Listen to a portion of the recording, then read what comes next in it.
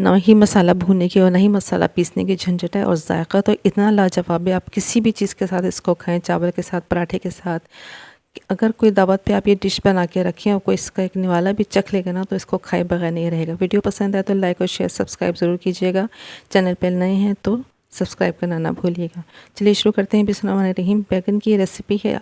اس کے لیے ہم نے بیگن لے لیے چھوٹے سائز کے، جتنے چھوٹے سائز کے ہوں گے اتنے اچھے ہوں گے۔ اس کو میں نے دھونے کے بعد ڈرائی کر کے رکھ لیا ہے۔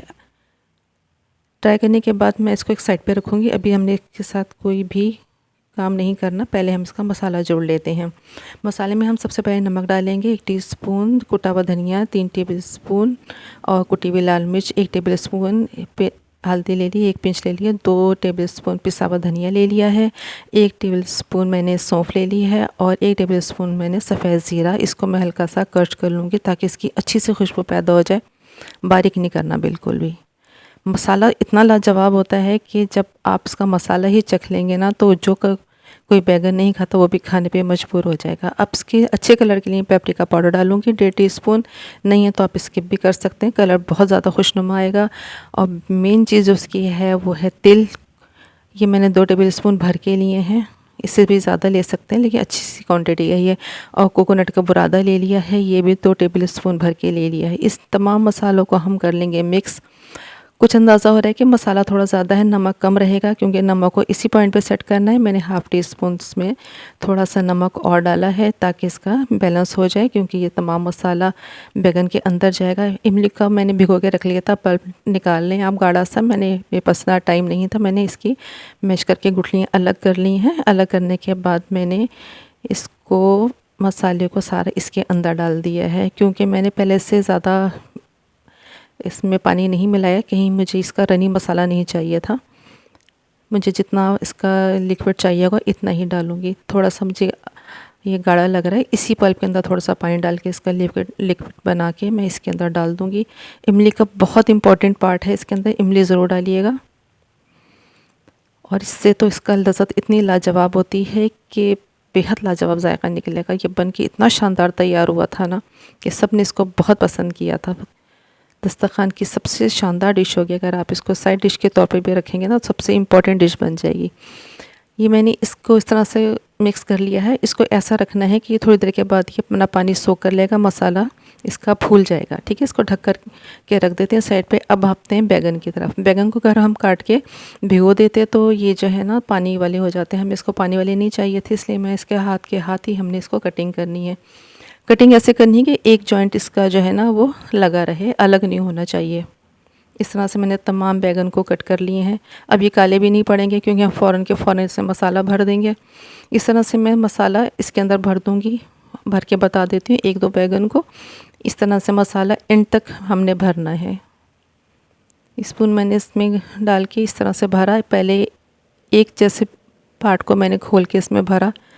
اسپون سے ذرا دقت ہو رہی تھی اس لیے میں نے ہاتھ سے بھرنا شروع کر دیا۔ اس طرح سے جو دوسرا پارٹ ہے نا اس کو بھی اس طرح کھولا اور اس میں مسالہ اندر تک بھرا ہے، بالکل اندر جانا بہت ضروری ہے، اوپر وہ خود بخود آ جائے گا۔ اس طرح سے میں نے بھر کے اس کو دبایا، اوپر تک یہ فل ہو گیا۔ اس طرح سے بھر گیا مسالہ سارا۔ دوسرا دیکھ لیں، پہلے اس طرح سے پارٹ کھولے میں نے اور مسالہ اس کے اندر بھر دیا، اس طرح دوسری سائڈ پہ ہی بھر دیا۔ آپ چاہیں تو اس کو میرینیٹ کرنے کے لیے تھوڑی دیر کے لیے رکھ بھی سکتے ہیں، جتنی دیر چاہے کریں، بہت ہی لذیذ بن کے تیار ہو جائیں گے، لیکن میں نے اس کو ہاتھ کے ہاتھ تیار کیا تھا اور تمام مسالوں کو میں نے اس میں بھر دیا۔ اس میں بالکل بھی مسالہ میں نے نہیں بچائی کیونکہ اس نے مجھے بھوننا تو ہے نہیں، یہ خود بخود اتنا مزیدار بھنے گا، اتنا لاجواب ہوگا کہ آپ دیکھتے رہ جائیں گے یہ کتنا بہترین بن کے تیار ہوتا ہے، اور اس میں کوئی اتنا دھیان دینے کی دقت بھی نہیں ہوتی۔ سب سے آسان ریسیپی اور سب سے لذیذ، سب سے شاندار ریسیپی ہے۔ اس کے لیے میں نے آئل لے لیا، آئل کوئی سے بھی لے سکتے ہیں، میں نے سرسوں کا لے لیا۔ اس کو تھوڑا پروسیس کرنا پڑتا ہے نا، پہلے اس کو میں نے تیز سا گرم کرنے کے بعد تھوڑا ٹھنڈا کر لیا، بہت ٹھنڈا نہیں، ہلکا گرم ہے تاکہ وہ جو خاص اس کی اسمیل ہے وہ ختم ہو جائے، کیونکہ اس سرسوں کے آئل میں یہ بہت ہی لذیذ بن کے تیار ہوتے ہیں۔ آپ کوئی سا بھی آئل لے سکتے ہیں، ویجیٹیبل آئل بھی لے سکتے ہیں۔ اس طرح میں نے تمام بیگن کو ہلکی آنچ پہ ارینج کر دیا۔ اس کو ڈھک دوں گی میں اور ڈھک کے تقریباً 10 منٹ کے لیے پکاؤں گی، اور فلیم اتنا ہلکا ہوگا کہ جتنا آپ اپنے رائس دم پہ رکھتے ہیں نا بالکل اتنا ہلکا کیونکہ ہم نے اس میں پانی بالکل نہیں ڈالنا. بیگن کا اور مسالے کا جو پانی ہے نا وہ اسی کے اندر مسالہ بھی بھنے گا اور اسی کے اندر یہ بیگن بھی گل کے تیار ہو جائیں گے. تقریباً میں نے 10 منٹ کے بعد بالکل سلو فلیم پہ تھا نا، تو میں نے اس کو اس طرح کھولا اور میں اب اس کو پلٹ دوں گی، اس کو کروٹ دلا دوں گی آہستہ سے. یہ دیکھیں اس طرح سے تھوڑا سا نرم ہو گیا ایک سائڈ سے، تو دبکے تھوڑے سے نیچے آتے جا رہے ہیں. جو یہ دبتے جائیں گے آئل اوپر آتا جائے گا اور یہ مسالہ جو اس کے اندر تک موجود ہے نا وہ اندر تک سے بھنتا جائے گا. تھوڑا سا مسالہ اس کا باہر بھی نکل آئے گا، چونکہ اس کا پانی بھی جو اپنا ہے نا بیگن کا وہ نکلے گا نا، تو اس میں مسالہ بالکل بہترین رہے گا، نہ ہی جلے گا اور نہ ہی یہ خراب ہوگا. اور جو بھنتا جائے گا، دیکھیں فلیم اتنا ہلکا ہے کہ اس طرح سے مسالہ بھن رہا ہے، آپ یہ خیال رکھیے گا. اب یہ میں نے اس کو تقریباً 10 منٹ کے بعد پھر کھولا دوبارہ سے. یہ تھوڑا سا اور بھجا ہے، نرم ہوا ہے. یہ دیکھیں اندازہ ہو رہا ہوگا کتنی اچھی سے کنڈیشن میں آتا جا رہا ہے، لیکن اب یہ گلا نہیں ہے اندر سے. اس طرح سے میں نے اس کو سیکنڈ ٹائم بھی اسی طرح پلٹ لیا ہے.